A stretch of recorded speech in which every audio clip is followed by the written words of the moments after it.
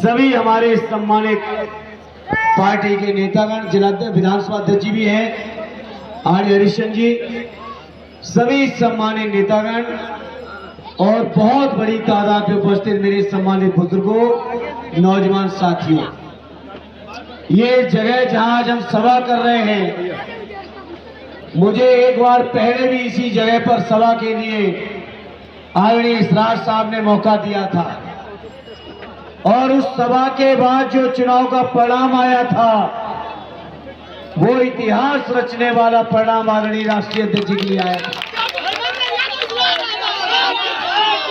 हम उम्मीद करते हैं इसरार साहब का आज का ये कार्यक्रम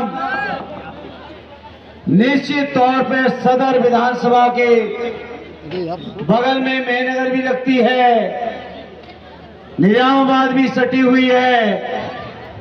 मैं समझता हूं इन तीनों ही विधानसभाओं पर, दीदारगंज भी बता रहे हैं इसरार साहब सटी हुई है, तो चार विधानसभाओं पे असर डालने वाला ये शानदार कार्यक्रम इसरार साहब ने किया है।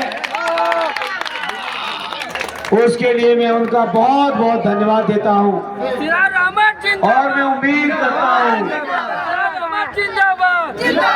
कि इस कार्यक्रम के बाद ऐतिहासिक परिणाम आएंगे और हम दोनों ही भाई, आदरणीय दरोगा जी और मैं, आजमगढ़ जिले के एक एक व्यक्ति का सहयोग और आशीर्वाद लेके दिल्ली में आपकी आवाज को बनाने का काम करेंगे। आजमगढ़ के लोगों, ये सरजमी सद्य नेताजी की खून पसीने से सींची हुई सरजमी है।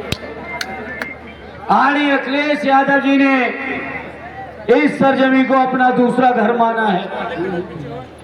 ऐसी शानदार सरजमी पर मुझे जब चुनाव लड़ने का सौभाग्य मिला है तो मैं आपको यकीन दिलाता हूं, हम समाजवादियों के जो जज्बाती रिश्ते हैं, हम समाजवादियों के बीच जो भावनाएं हैं आजमगढ़ के लोगों के साथ, उन सभी रिश्तों और भावनाओं का पूरा मान, पूरा सम्मान रखने का हर संभव कोशिश करूंगा।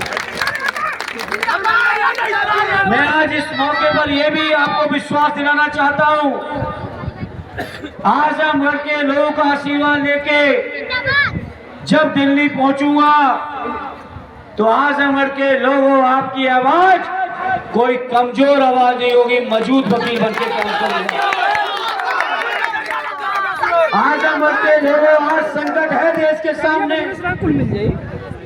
बीजेपी के लोग देश का संविधान खत्म करना चाहते हैं, बीजेपी के लोग देश का लोकतंत्र खत्म करना चाहते हैं, बीजेपी के लोग देश में तानाशाही लाना चाहते हैं, बीजेपी के लोग समाज के पिछड़े भाइयों का, दलितों का, अल्पसंख्यकों का, आदिवासियों का पूरा हक मारना चाहते हैं।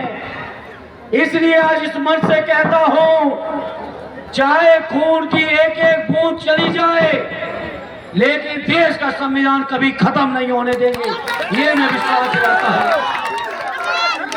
आदरणीय अखिलेश यादव जी ने जो संविधान बचाने की लड़ाई छेड़ी है, उस लड़ाई का आदरणीय दरोगा जी और धर्मेंद्र एक बहुत मजबूत वकील बनके और सिपाही बनके दिल्ली में लड़ाई लड़ेंगे और संविधान की रक्षा करेंगे। साथियों,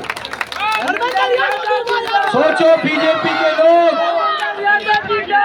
पहले चंदा लिए, फिर वैक्सीन लगवाए और वैक्सीन भी ऐसी लगवाए कब किसकी जान चली जाए कोई पता नहीं। सोचो कैसे चंदा लेने वाले ये लोग हैं, सोचो ये कैसे लोग हैं।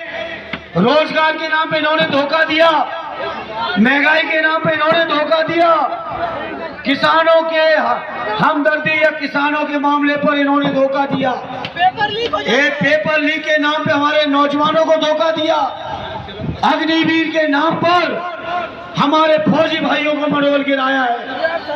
ऐसी भारतीय जनता पार्टी को आने वाली 25 तारीख को सबक सिखाने का काम मेरे आजमगढ़ के लोगों का, सबक सिखा देना आजमगढ़ वालों। मैं आदरणीय अखिलेश यादव जी की तरफ से, इंडिया गठबंधन की तरफ से आपको ये विश्वास दिलाता हूं नौजवानों, जो आज पेपर लीक किया जा रहा है, पेपर लीक नहीं होगा, नौजवानों को नियुक्ति पत्र दिलाने का काम करेंगे। किसान भाइयों, जो धन्ना सेठों के कर्ज माफ किए भाजपा ने, इंडिया गठबंधन की सरकार आएगी तो धन्ना सेठों के कर्ज माफ नहीं होंगे, बल्कि हमारे किसान भाइयों के कर्ज माफ होंगे। मेरे साथ अपने सरकारी कर्मचारियों की पुरानी पेंशन भी बहाल कराएंगे, अपने गरीब माता बहनों को 3000 रुपए महीने की पेंशन भी दिलाने का काम समाजवादी पार्टी की सरकार और इंडिया गठबंधन की सरकार करेगी। सरकार बनते ही 30 लाख नौजवानों को 6 महीने के अंदर नियुक्ति पत्र भी दिलाने का काम हमारी इंडिया गठबंधन की सरकार करेगी। सरकारी कर्मचारियों को पुरानी पेंशन भी दिलाने का काम समाजवादी पार्टी करेगी साथियों, और इंडिया गठबंधन करेगा। तो ये मुद्दे हैं। अब बताओ मेरे आजमगढ़ के भाइयों, लालगंज से आदरणीय दरोगा जी को और सदर सीट से मुझे अपना आशीर्वाद दे रहे हो कि नहीं दे रहे हो साथियों? भेजोगे बड़े बर्तूल से? साथियों एक बात और मैं कहता हूं, 3 चरणों के चुनाव हो गए हैं। अब भारतीय जनता पार्टी इंडिया गठबंधन से लड़ने लायक नहीं बची है। अब भारतीय जनता पार्टी की तरफ से प्रशासन लड़ाई लड़ रहा है, तो ये प्रशासन के लोग जान लें, ये बीजेपी के भी लोग जान लें, जब जनता को कोई छेड़ता है तो जनता सबक सिखाने का भी काम कर देती है।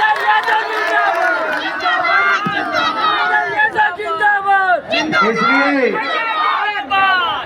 केवल 2 मिनट बाकी है, बाकी मुद्दों पे चर्चा होगी, राष्ट्रीय अध्यक्ष जी आएंगे, बड़ी बड़ी सभाएं होंगी, लेकिन आज के इस मौके पर, अरे रुक जाओ भाई, 1 मिनट बाद नहीं कुछ बहुत कर पाएंगे।